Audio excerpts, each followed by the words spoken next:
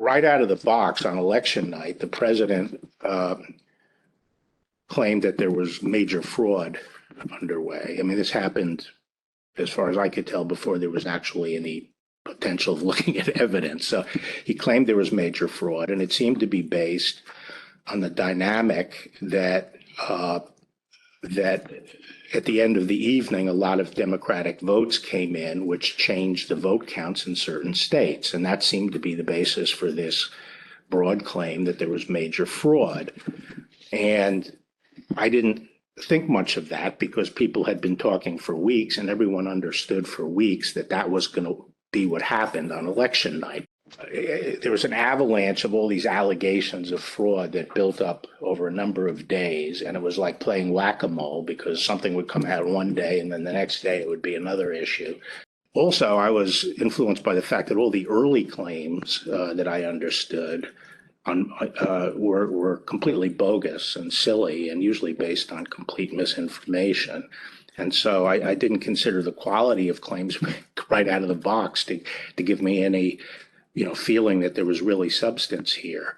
I also felt it was time for me to say something. So I set up a lunch with the AP reporter, Mike Balsamo, and I told him at lunch, I made the statement that to date we have not seen fraud on a scale that could have affected a different outcome in the election. And the president was as mad as I've ever seen him, and he was trying to control himself, and he wasn't looking at me initially. And finally, he shoved a newspaper in my face that was quoting the AP sentence I gave to the Mike Balsamo. He said, "Did you say this?" And I said, "Yes, I did say." And he said, "Why?" I said, "Well, because it's true." He asked me what I told him that we had been looking at the various allegations, and he said, "What have you found?" And the president said, "Well, this is killing me.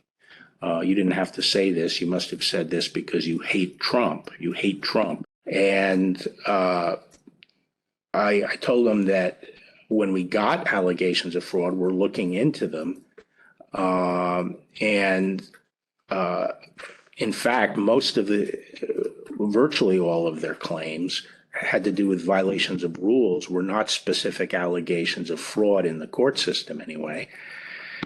I told him that the stuff that his people were shoveling out to the public was bullshit. I mean, that the claims of fraud were bullshit. And, he was indignant about that.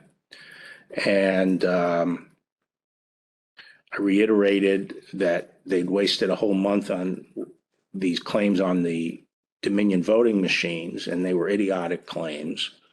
Then he raised the big vote dump, as he called it, in Detroit, and that he said people saw boxes coming into the counting station at all hours of the morning and so forth. And I explained to him that I at that point I knew the exact number of precincts in Detroit. I think it was 630 something. I said, "Mr. President, there are 630 precincts in Detroit, and unlike elsewhere in the state, they centralized the counting process, so they're not counted in each precinct. They're moved to counting stations, and so the normal process would involve boxes coming in at all different hours. So there's nothing."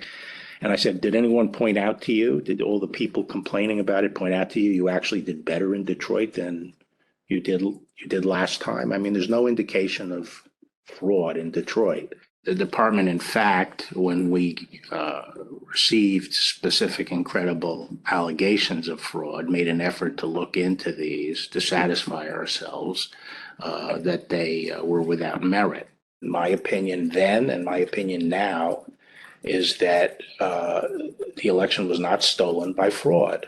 Attorney General Barr made a public announcement on December 1st, less than a month after the election, that he had seen no suspended fraud, sufficient. Fair to say that by December 1st, you had reached the same conclusion? It's fair to say that I agreed with Attorney General Barr's conclusion on December 1st. Yes, I did, and I supported that conclusion. As we got later in the month of December, the president's entreaties became more urgent. He became more adamant that we weren't doing our job. We need to step up and do our job. And he had this arsenal of allegations that he wanted to rely on. And so I felt in that conversation that it was incumbent on me to make it very clear to the president what our investigations had revealed, and that we had concluded, based on actual investigations, actual witness interviews, actual reviews of documents, that these allegations simply had no merit.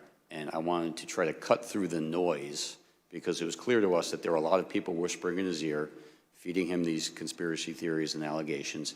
And I felt that being very blunt in that conversation might help make it clear to the president that these allegations were simply not true. And so as he went through them in what for me was a 90-minute conversation or so, and what for the former acting AG was a 2-hour conversation, as the president went through them, I went piece by piece to say, no, that's false, that is not true, and to correct him really in a serial fashion as he moved from one theory to another.